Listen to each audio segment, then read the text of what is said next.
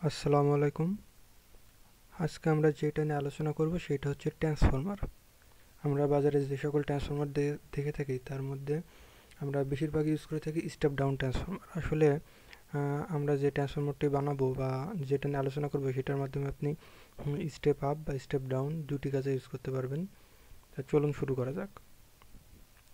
আচ্ছা, প্রথমে আমরা ছবিতে যেটা দেখতে পাচ্ছি এটা হচ্ছে ট্রান্সফরমারের ববিন। এক কথায় বলা যেতে পারে আমরা যে ট্রান্সফরমারের জন্য যে সুপার এনামেল কপার ওয়্যার যেটা ব্যবহার করি, যে ডাইস বা ডাইস বলেন অথবা যে ফর্মা বলেন যার উপরে এটা তারগুলোকে জড়ানো হয় সেটা হচ্ছে ববিন। আচ্ছা, তারপরে আসেন, দেখা যাচ্ছে হচ্ছে এই যে আমাদের কোরটা হচ্ছে মূলত ট্রান্সফরমারের যে ববিনের যে আমরা এখানে যেই ফাঁকা অংশটা দেখছি এখানে ঢোকানো হবে এবং এখানে ম্যাগনেটিক ফ্লাক্স তৈরি হবে।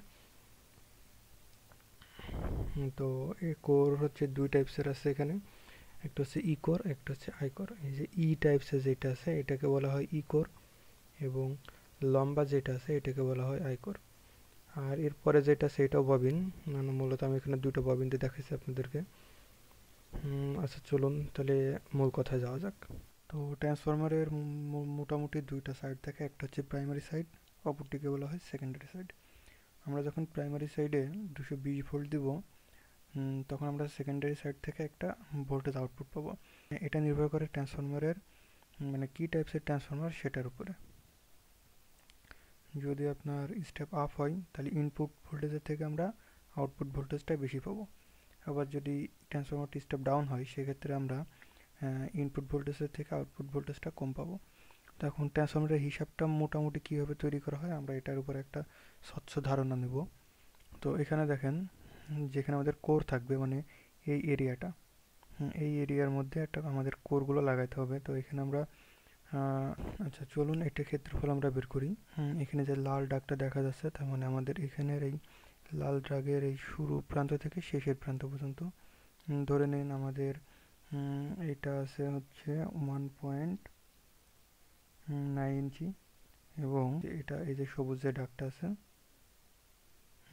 এখানে এখানে যে সবুজ দাগটা আছে এটা আমরা ধরে নিই 2.5 ইঞ্চি।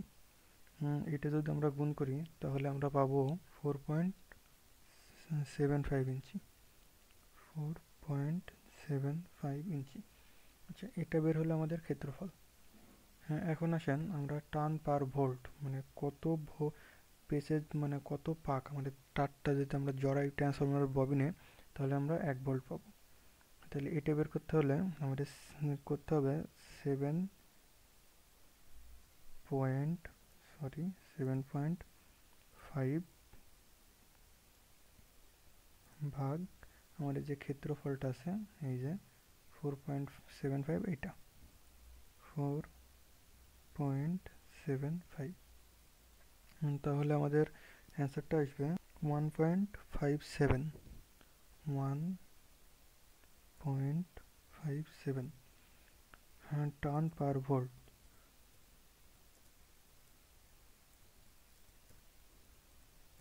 টার্ন পার ভোল্ট মানে আমরা যখন আমাদের এই ববিনে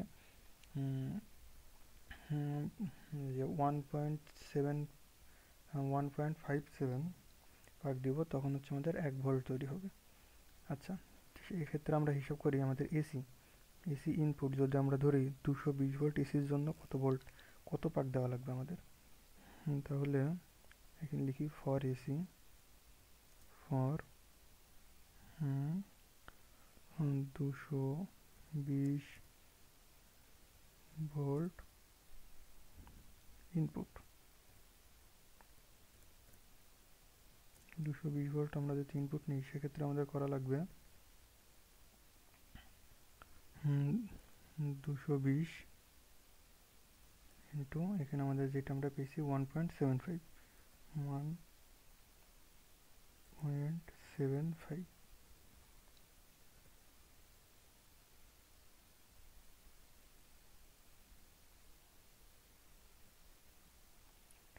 385 পাক, 385 385 টার্ন দিলে আমরা এখানে 220 ভোল্ট ইনপুট করতে পারবো। আচ্ছা, এখন চলেন দেখা যাক যে আমাদের ডিসি মানে আউটপুটের জন্য কি অবস্থা হয়, আমাদের কত পাক দেওয়া লাগে। সেক্ষেত্রে আমাদেরকে দেখবো স্টেপ ডাউনের দিকে, মানে আমরা যদি ট্রান্সফর্মারটা তৈরি করি 12 ভোল্টের, তাহলে 12 ভোল্টের দিকে আমরা কত পাক তার জড়াইলে আমরা 12 ভোল্টটা পাবো। আচ্ছা,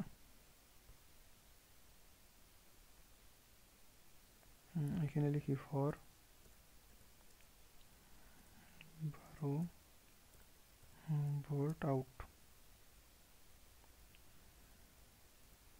12 ভোল্ট আউটপুটের জন্য আমাদের যেটা করা লাগবে 12 গুণ, আমরা এখানে যেটা বেশি এই যে 1.75 1 পয়েন্ট 1.57 ইকুয়াল, এটা গুণ দিলে দেখা যাবে আমাদের কত আসবে।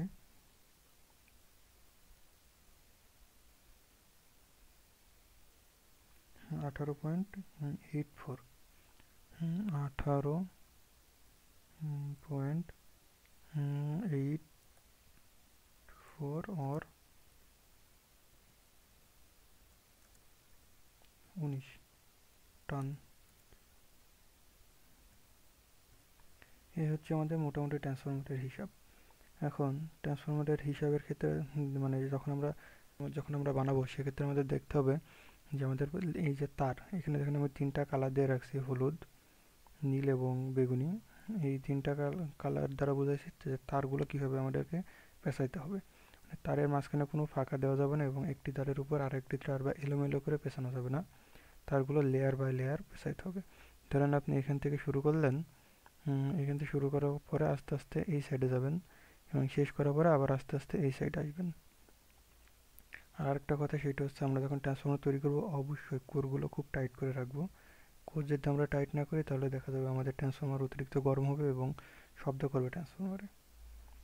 আর ইনশাল্লাহ আমি ডিসক্রিপশন বক্সে আমার মানে যে পিডিএফ ফাইলের একটা লিঙ্ক আমি অবশ্যই আপনাদের দিয়ে দেবো। সেখানে কত অ্যাম্পিয়ারের জন্য কী গেজের তার ইউজ করতে হবে সম্পূর্ণ ডিটেলসে দেওয়া থাকবে।